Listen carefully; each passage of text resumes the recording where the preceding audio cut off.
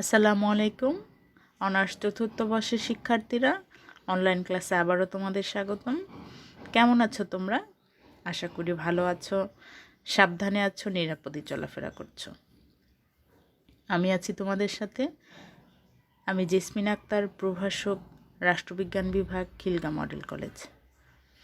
প্রিয় শিক্ষার্থীরা, তোমরা ইতিমধ্যে দেখেছো কলেজ কর্তৃপক্ষ তোমাদের পড়াশোনার অগ্রগতির জন্য অ্যাসাইনমেন্ট এক্সামিনেশনের নেওয়ার পরিকল্পনা করেছে এবং শুরু হয়ে গিয়েছে। হ্যাঁ, ধাপে ধাপে সেটা আমরা উচ্চ মাধ্যমিক করেছি, অনার্স প্রথম বর্ষের ইন কোর্স এক্সামিনেশন আমরা নিয়েছি। তারপরে তোমাদেরও সামনে সামনে পরিকল্পনা আছে, তোমাদেরও অ্যাসাইনমেন্ট এক্সামিনেশন বা ইন কোর্স এক্সামিনেশন নেওয়ার পরিকল্পনা আছে। তা আমি যেটা দেখতে পাচ্ছি, তোমরা আসলে ক্লাসটা যে করছো তোমরা বা ক্লাসটা যে দেখতেছো, সেটার কিন্তু কোনো রেসপন্স খুব কম। তো আমি আশা করব তোমরা যারাই ক্লাসটা করবে অবশ্যই একটু তোমার রোলটা লিখে কমেন্ট করবে, তাহলে আমরা বুঝতে পারবো যে তুমি আমাদের সাথেই আছো। ঠিক আছে শিক্ষার্থীরা, তাহলে চলো আমরা ক্লাসে চলে যাই। আমি 7 অধ্যায় থেকে একটু আলোচনা করব, ক্লাসে চলে যাই। যে কোশ্চেনটা আজকে আলোচনা করব, গণতান্ত্রিক সরকারের প্রকারভেদ আলোচনা করো।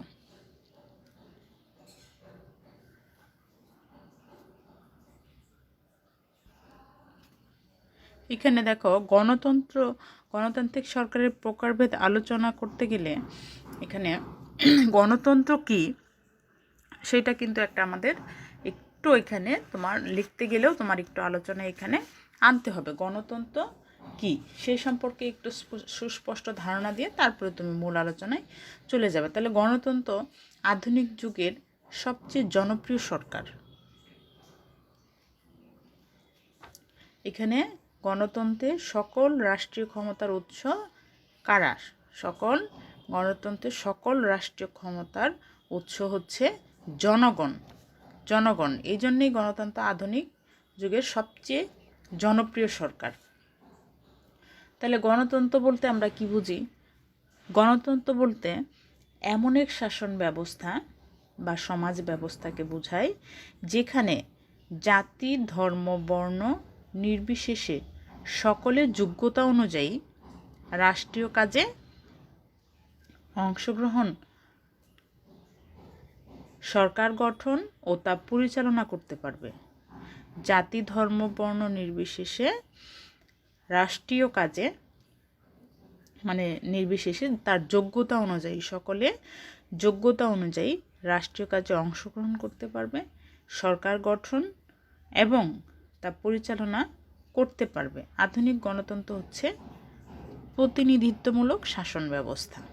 তাহলে গণতন্ত্র বলতেই আমরা গণতন্ত্রের বৈশিষ্ট্য যদি আমরা বলি, গণতন্ত্রের বৈশিষ্ট্যতে আমরা কি বুঝি? জনগণের সম্মতি। গণতন্ত্র মানে এখানে জনগণের সম্মতি। হ্যাঁ, বহুদল ব্যবস্থা না হলে সকলের অংশগ্রহণ নিশ্চিত করা সম্ভব না। তারপর আছে বিচার বিভাগের স্বাধীনতা, নিয়মতান্ত্রিক ব্যবস্থা, আইনের শাসন, সংবাদপত্রের স্বাধীনতা, হ্যাঁ, প্রাপ্তবয়স্কদের ভোটাধিকার, হ্যাঁ, দায়িত্বশীল সরকার। আমরা গণতন্ত্র বলতেই বা গণতন্ত্র যখন কথাটা মাথায় আসে তখনই এই জিনিসগুলো আমাদের মাথায় অটোমেটিক এখানে চলে আসে। গণতন্ত্র মানেই জনগণের অবাধ অংশগ্রহণ। তাহলে আমাদের প্রশ্ন হচ্ছে গণতান্ত্রিক সরকারের প্রকারভেদ। তাহলে গণতন্ত্র আবার 2 প্রকার, একটা হচ্ছে প্রত্যক্ষ গণতন্ত্র আর একটা হচ্ছে পরোক্ষ গণতন্ত্র। তাহলে প্রত্যক্ষ গণতন্ত্র কি? প্রত্যক্ষ গণতন্ত্র হচ্ছে নাগরিকগণ রাষ্ট্রীয় কার্যাবলীতে সরাসরি বা প্রত্যক্ষভাবে অংশগ্রহণ করে। না, প্রত্যক্ষ গণতন্ত্রের আরেকটা নাম হচ্ছে বিশুদ্ধ গণতন্ত্র আমরা বলি, যেটার নাগরিকগণ, প্রত্যক্ষ গণতন্ত্র মানে নাগরিকগণ রাষ্ট্রীয় কার্যাবলীতে সরাসরি বা প্রত্যক্ষভাবে অংশগ্রহণ করে। প্রাচীন গ্রীসে ক্ষুদ্র ক্ষুদ্র নগর রাষ্ট্রগুলোতে প্রত্যক্ষ গণতন্ত্র প্রচলিত ছিল, কিন্তু আধুনিক রাষ্ট্র আয়তনে যেমন বিশাল, জনসংখ্যায় তেমনি বিপুল, এই জন্যেই সেই প্রত্যক্ষ গণতন্ত্র আর আধুনিক রাষ্ট্রে দেখা যায় না। প্রাচীন গ্রীসের নগররাষ্ট্রভিত্তিক প্রত্যক্ষ গণতন্ত্র বর্তমানে প্রায় অচল এই প্রত্যক্ষ গণতন্ত্র। তবে সুইজারল্যান্ডের 5টি ক্যান্টন এবং আমেরিকার যুক্তরাষ্ট্রের নিউ ইংল্যান্ডস্থ কয়েকটি শহরে এখনও প্রত্যক্ষ গণতন্ত্রের আংশিক প্রয়োগ লক্ষ্য করা যায়।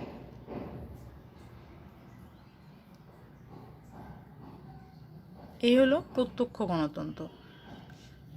আর পরোক্ষ গণতন্ত্র হচ্ছে প্রতিনিধিত্বমূলক গণতন্ত্র। আধুনিক গণতান্ত্রিক রাষ্ট্রগুলোতে নির্বাচক মণ্ডলীর ভোটে সরকার গঠিত হয়, অর্থাৎ নাগরিকগণ পরোক্ষভাবে প্রতিনিধি প্রেরণ করে রাষ্ট্র শাসনে অংশগ্রহণ করে থাকে। এখানে নির্বাচক মণ্ডলী কারা? নির্বাচক মণ্ডলী হচ্ছে যারা ভোটদানে অংশগ্রহণ করে বা ভোটার যারা, তারাই কিন্তু নির্বাচক মণ্ডলী। এখানে দেখো যে নির্বাচক মণ্ডলী সরকারের বা তোমাদের ক বিভাগের প্রশ্ন আসে, সরকারের চতুর্থ অঙ্গ কোনটি? এই যে এটা কিন্তু সরকারের চতুর্থ অঙ্গ নির্বাচক মণ্ডলী। নির্বাচক মণ্ডলীকে সরকারের কি বলা হয়? চতুর্থ অঙ্গ বলা হয়। কারণ এই নির্বাচক মণ্ডলীরাই সরকার গঠনের জন্য কি করে? প্রতিনিধি নির্বাচন করে, প্রতিনিধি যাচাই বাছাই করে নির্বাচন করে। নাগরিকগণ পরোক্ষভাবে প্রতিনিধি প্রেরণ করে রাষ্ট্র শাসনে বা শাসন কার্যে অংশগ্রহণ করে থাকে।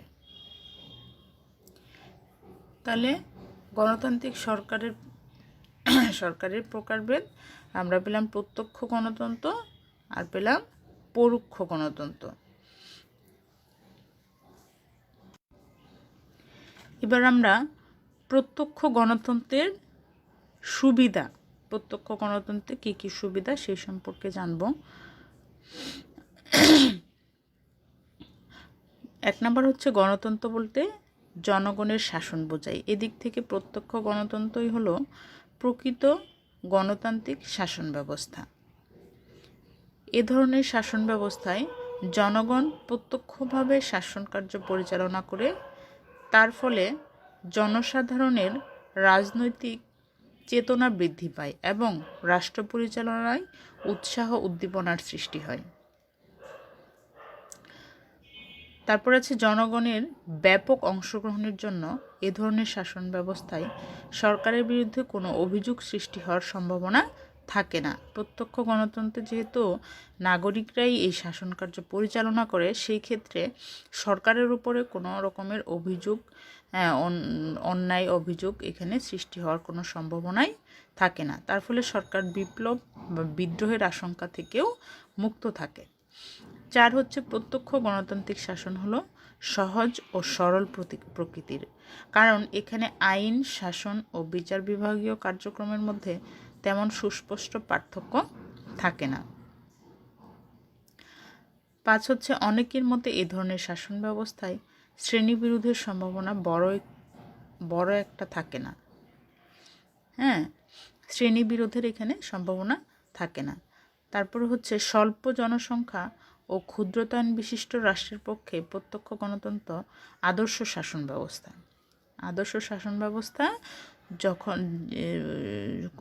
কম জনসংখ্যা এবং যেটার আয়তনও হবে ছোট, সেইখানে এখানে আদর্শ শাসন ব্যবস্থা। এই জন্যই কিন্তু প্রত্যক্ষ গণতন্ত্র এখন আর, যেহেতু জাতিরাষ্ট্র বা রাষ্ট্রের আয়তন বড়, জনসংখ্যা বেশি, এই জন্যই এখন আর এই প্রত্যক্ষ গণতন্ত্র, আধুনিক রাষ্ট্র ব্যবস্থায় প্রত্যক্ষ গণতন্ত্রটা সম্ভব হচ্ছে না। তারপর হচ্ছে প্রত্যক্ষ গণতন্ত্রে জনগণের অধিকার, দায়িত্ব ও কর্তব্যের মধ্যে সমন্বয় সাধিত হয়। এখানে একটা সমন্বয় সাধিত হয়। তারপর হচ্ছে প্রত্যক্ষ গণতন্ত্র ব্যয়বাহুল্যের ত্রুটি থেকে মুক্ত। এখানে যেহেতু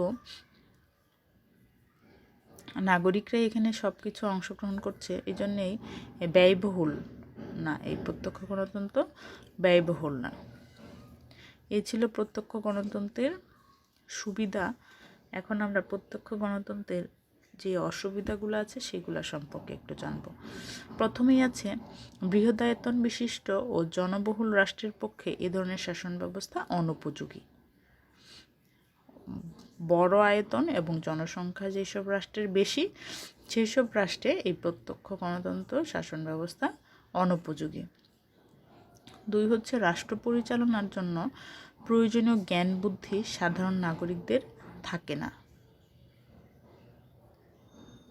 3 হচ্ছে, এ ধরনের শাসন ব্যবস্থা বিশৃঙ্খলার ত্রুটিযুক্ত, তার ফলে জনস্বার্থের হানি ঘটারও আশঙ্কা এখানে থেকে যায়।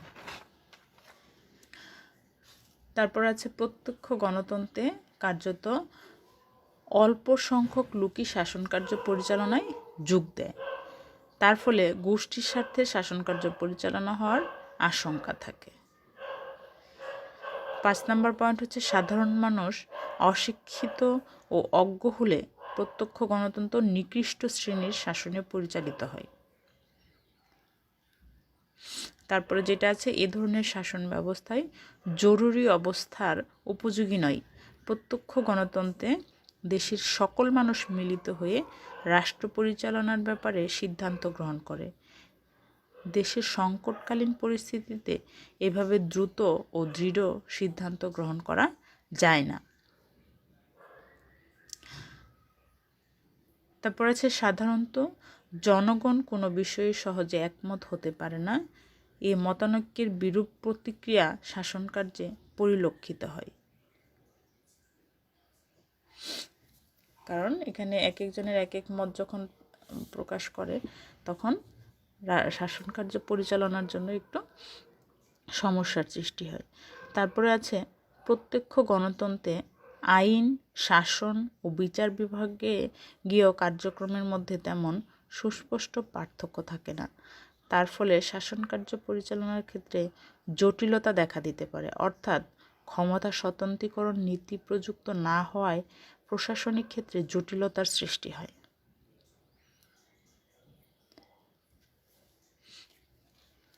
এই হলো প্রত্যক্ষ গণতন্ত্রের সুবিধা এবং অসুবিধা। প্রত্যক্ষ গণতন্ত্রের সুবিধা এবং অসুবিধা। এরপর আছে পরোক্ষ গণতন্ত্র। পরোক্ষ গণতান্ত্রিক শাসন ব্যবস্থায় প্রত্যক্ষ গণতান্ত্রিক শাসন ব্যবস্থার অসুবিধাগুলো অস্বীকার করা যায় না। গণতন্ত্র হিসেবে এর উপযোগিতা অনস্বীকার্য। এ কারণে এখানকার পরোক্ষ গণতান্ত্রিক শাসন ব্যবস্থায় প্রত্যক্ষ গণতান্ত্রিক শাসন ব্যবস্থার সুবিধাগুলো সংরক্ষণের জন্য গণভোট, গণ উদ্যোগ, পদচ্যুতি প্রভৃতি প্রত্যক্ষ গণতান্ত্রিক নিয়ন্ত্রণের কথা এখানে বলা হয়। তাহলে দেখো, এখানে গণভোট, গণ উদ্যোগ, গণভোট হচ্ছে সাধারণত যখন কোনো রাজনৈতিক বিষয় নির্ধারণের জন্য কিংবা সংবিধান সংক্রান্ত বিষয়ে জনমত যাচাইয়ের জন্য ভোট গ্রহণ করা হয়, তখন আমরা এটাকে গণভোট বা গণভোট বলে থাকি। যেমন ভারত বিভক্তির আগে 1947 সালে আসামের সিলেট ও উত্তর পশ্চিম সীমান্ত প্রদেশে পাকিস্তান রাষ্ট্রের অন্তর্ভুক্ত হবে কিনা সেজন্য গণভোট হয়েছিল। বাংলাদেশ সংবিধানের দ্বাদশ সংশোধনী আইনে রাষ্ট্রপতি সম্মতি দিবেন কিনা এজন্য 1991 সালে 15 সেপ্টেম্বর গণভোট হয়েছিল। তারপরে আছে গণ উদ্যোগ। গণ উদ্যোগটা হচ্ছে আইন প্রণয়ন বা আইন সংশোধনের ক্ষেত্রে জনসাধারণ যে উদ্যোগ গ্রহণ করে তাকে আমরা গণ উদ্যোগ বলে থাকি। আমেরিকা যুক্তরাষ্ট্রের পশ্চিমাঞ্চলে 19টি অঙ্গরাজ্য এবং সুইজারল্যান্ডে এই ব্যবস্থা প্রচলন আছে। পদচ্যুতিটা হচ্ছে মেয়াদ উত্তীর্ণ হওয়ার পূর্বে জনপ্রতিনিধিকে আস্থাভঙ্গ কিংবা গণবিরোধী কাজে লিপ্ত হওয়ার জন্য অভিযুক্ত করার মাধ্যমে অপসারণ করার পদ্ধতিকে আমরা পদচ্যুতি বলে থাকি। দক্ষিণ আমেরিকার কয়েকটি রাষ্ট্রে পদচ্যুতির নিয়ম প্রচলিত রয়েছে। তাহলে পরোক্ষ গণতন্ত্রটাকে মানে সুন্দর করার জন্য প্রত্যক্ষ গণতন্ত্রের এই বিষয়গুলো এখানে নিয়ন্ত্রণের কথা বলা হয়েছে। তাহলে পরোক্ষ বা প্রতিনিধিত্বমূলক গণতন্ত্র, বর্তমানে গণতন্ত্র বলতে এই প্রতিনিধিত্বমূলক বা পরোক্ষ গণতন্ত্রকেই আমরা বুঝি। গণতন্ত্র বলতে সেই প্রত্যক্ষ গণতন্ত্র এখন আর আমরা বুঝি না, এখন আমরা এই পরোক্ষ বা প্রতিনিধিত্বমূলক গণতন্ত্রকেই বুঝি। প্রতিনিধিত্বমূলক গণতন্ত্রে নির্দিষ্ট সময় অন্তর জনগণ নির্বাচনের দ্বারা প্রতিনিধি নির্বাচিত করে। এই নির্বাচিত প্রতিনিধিদের উপরই সরকার পরিচালনার দায়িত্ব ও ক্ষমতা থাকে। আমরা জানি আমাদের স্থানীয় জাতীয় দুইটা নির্বাচনই 5 বছর পরপর অনুষ্ঠিত হয়। 5 বছর পরপর অনুষ্ঠিত হয় এবং যে সরকার বেশি আসন পায় তারাই পরবর্তীতে সরকার গঠন করে। যে রাজনৈতিক দলই বেশি আসন পায়, সংখ্যাগরিষ্ঠ আসন লাভ করে, তারাই পরবর্তীতে সরকার গঠন করে। জনগণ এই নির্বাচিত প্রতিনিধিদের মাধ্যমে পরোক্ষভাবে দেশের শাসন কার্য পরিচালনায় অংশগ্রহণ করে। একেই আমরা পরোক্ষ গণতন্ত্র বলে থাকি।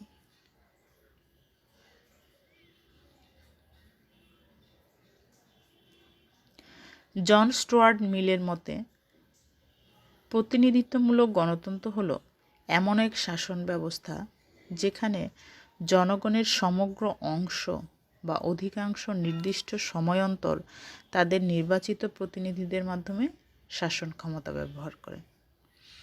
এ ধরনের শাসন ব্যবস্থায় নির্বাচিত প্রতিনিধিরা তাদের কাজকর্মের জন্য জনগণের কাছে দায়িত্বশীল থাকেন। অর্থাৎ এই ব্যবস্থায় সরকারের আইন ও শাসন বিভাগ সবসময় জনমতের অনুকূলে কাজ করে থাকে। পরোক্ষ গণতন্ত্রের নির্বাচন ব্যবস্থাই হলো জনসাধারণ এবং নির্বাচিত প্রতিনিধিদের মধ্যে প্রধান যোগসূত্র।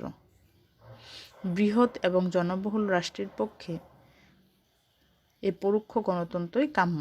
এখানে বৃহৎ এবং জনবহুল রাষ্ট্রে প্রত্যক্ষ গণতন্ত্র কল্পনা করা যায় না। এই হলো গণতান্ত্রিক সরকারের প্রকারভেদ। এরপরেও আছে সরকারের প্রকারভেদে অনেক রকমই আছে, তবে সরকারের প্রকারভেদে যেমন আছে একনায়কত্ব, তারপরে আছে গণতন্ত্র,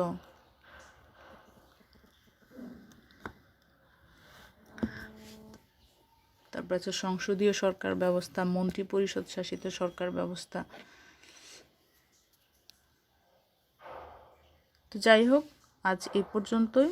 তোমরা ভালো থেকো, সাবধানে থেকো।